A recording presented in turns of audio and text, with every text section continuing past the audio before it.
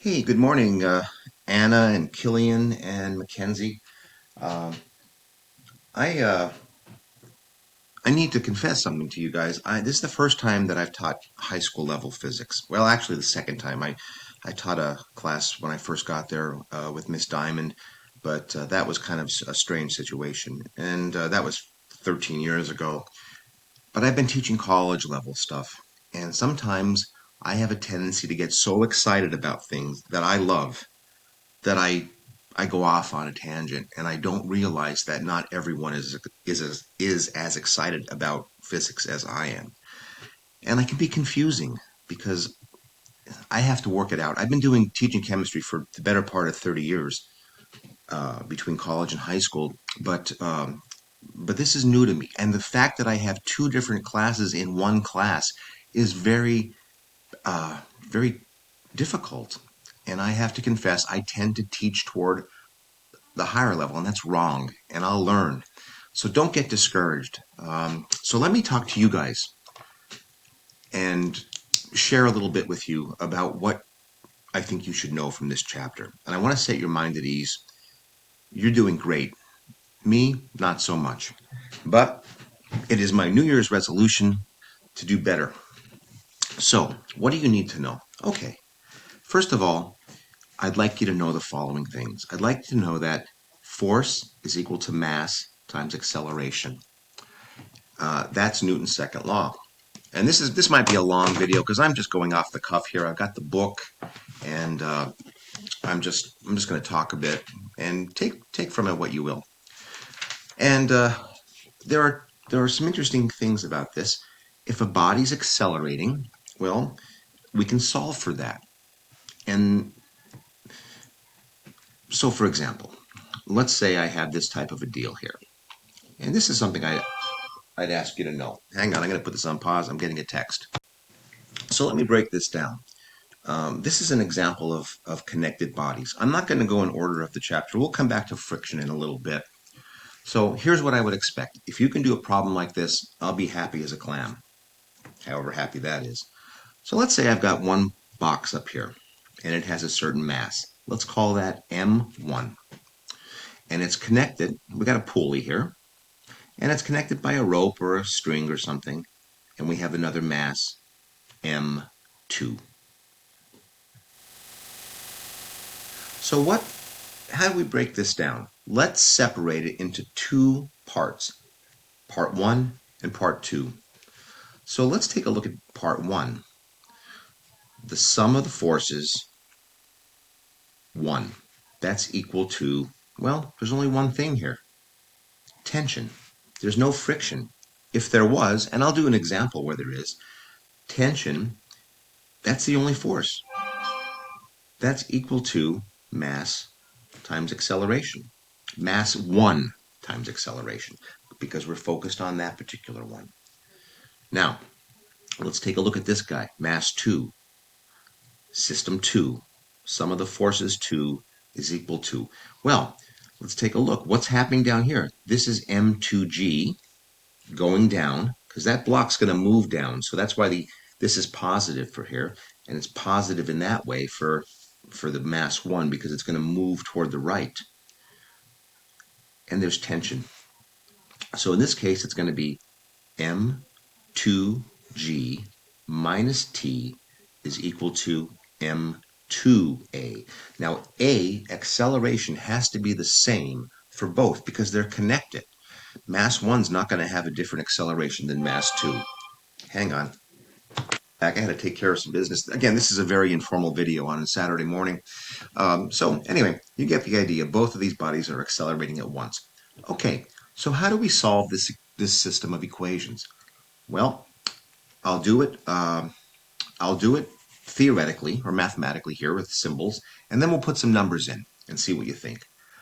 Okay, so let's take a look at this guy right here. Sum of the forces on body 2. Notice that there's a T there.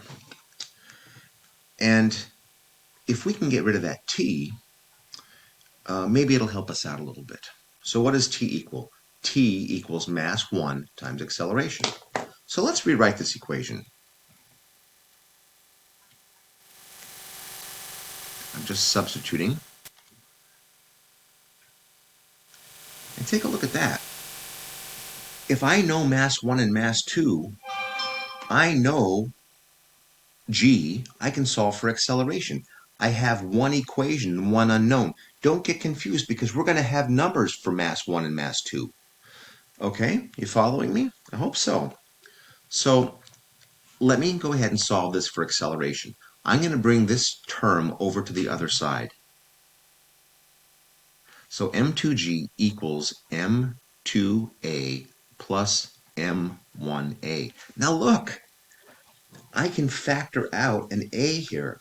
So m2g is equal to a times m2 plus m1. Now this whole thing becomes a term. So let me write it a little differently.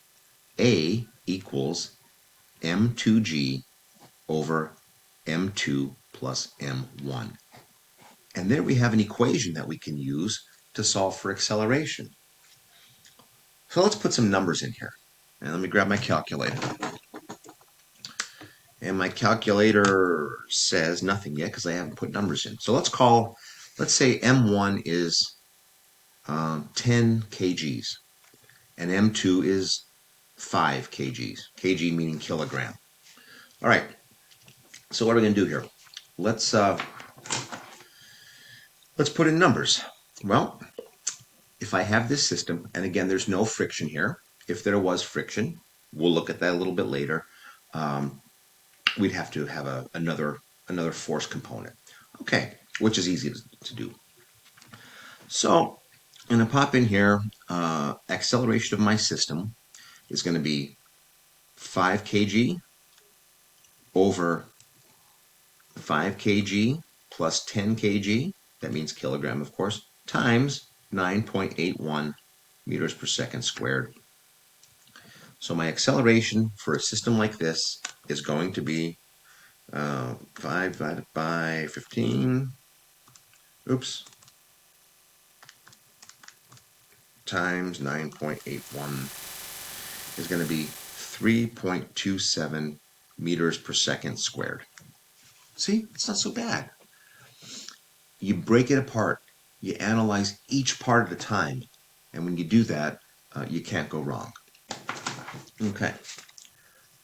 Now, let me say, if there was friction, you'd have another little arrow pointing that way. And that would be, it would be static friction because we haven't moved anything yet. So if there was friction, we would have to include the force of static friction, which is mu sub s times the normal force. And that's just a number because we know the coefficient of friction and we can get the normal force. Remember, the normal force is equal to m times g. So that's how you deal with problems like that. Okay, let's take a look at, let's see what else we want to look at here. We'll come back to friction in a little bit. Let's take a look at an example of one of these static equilibrium systems. Let's make it simple. Okay, I've got some sort of a deal here where I've got one rope hanging down, or a cord, whatever you want to call it, and another one. All right? And from that, we're hanging a mass. Now, this mass can be anything. It could be a flower pot, it could be a sign, it could be a convict, whatever you want to make the problem to be. Now, in this case, whatever this mass is, well, we're going to be able to know the tension here. So let's look at it this way. Let's draw the free body diagram. Let's give this some angles here. Let's say this is 20 degrees, and let's say this is, I don't know, 60 degrees, okay? And we have a mass. Let's say the mass is, I don't know, 25 kgs. Okay, and I'm going to say to you, what is T1 and what is T2? So, going ahead and analyzing this, let's set it up as a free body diagram. Okay, here's my coordinate axes. I'm going to use some different colors here. Okay, first of all, let's remember alternate interior angles. If that angle's 60, that angle's 60. If that angle's 20, that angle's 20. Well, these colors look the same on my screen. This is purple. So I've got this type of deal. Let me use a different color. I've got something like this. Okay, 60 degrees, T1, 60, T2, 20. And one that goes down, that's MG. Okay? Can you follow that okay? Good. So how do we break this all down? Well, right away, I have a mass there. So I can get this vector. This vector is mg. So it's going to be, I'm going to just ignore the text. I've been getting barraged by text this morning. That's cool. That's okay, though. So this is going to be 25 kgs times 9.81 meters per second squared, which is going to be a little bit less than 250.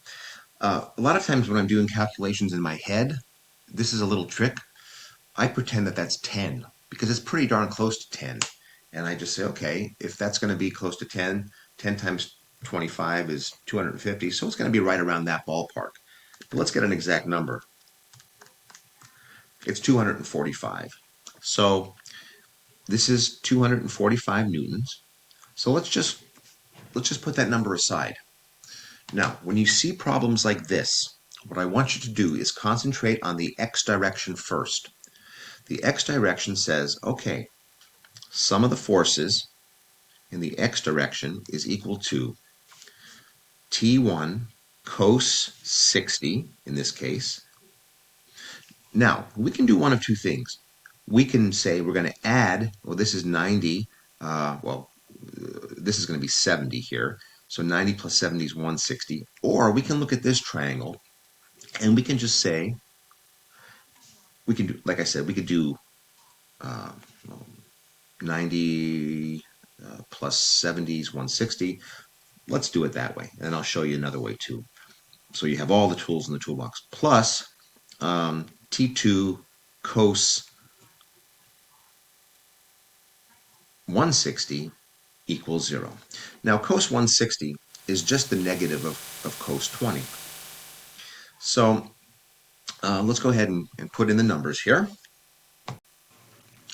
So we're going to have T1 and the cos of 60 is 0.5. And the cos of 160 is going to be negative. So I'm going to make that negative times 0.939 equals 0. Okay.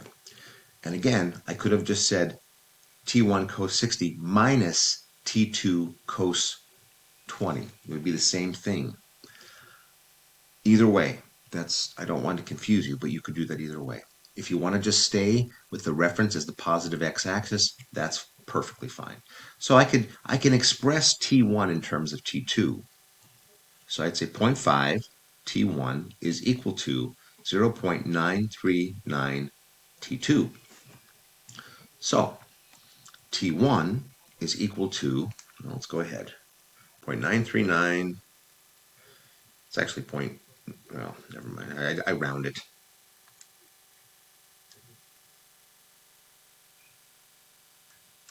Okay, that's going to be let's just call it 1.88 T2. Now we have an expression for one variable in terms of another variable. Okay? Oh, I'm out of the frame here. All right, now we concentrate on the y direction. Some of the forces in the y direction. Well, I've got sine now. I've got T1 sine of 60 plus T2 sine of 160. That would be the same as T2 sine of 20, if you remember from trigonometry. If you don't have trigonometry, don't worry about it. You can always measure from the positive x-axis. And that is going to be minus minus mg equals 0. Now we know what mg is, so let's go ahead and put our numbers in. Okay, so T1, well, let's go ahead and just get the sine of 60 right now, which is 0.866.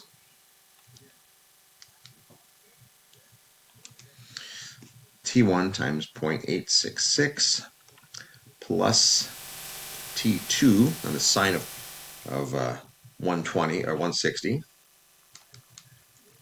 is 0.34, same thing as sine of 20. So minus mg, I'm going to bring that over to the other side actually, so I'm going to just bring that over, so that has to equal 245 newtons. Okay. All right, but we have one equation now with two unknowns, and we don't want that.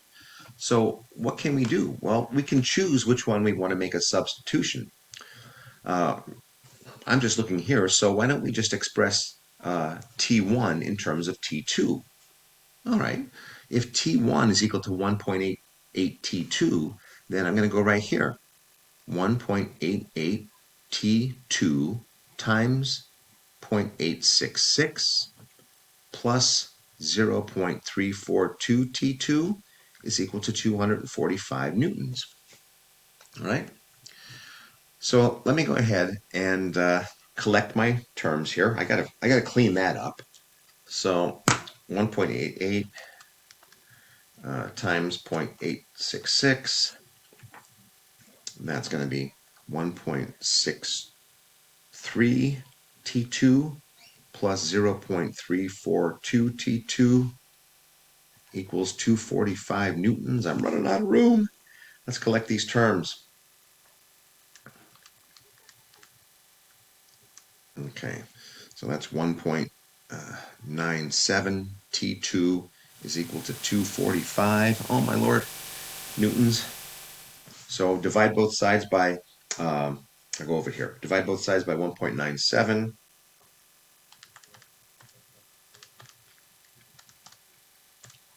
So that's 124 newtons. So T2, that's the tension in T2. And hey, can we get T1? Of course we can. T1 is equal to 1.88 times T2. So that's 233 newtons, or 234 if you round. Okay, I'm going to stop this video because it's running long, and later I'll make it on the second half of the chapter, including friction and circular motion.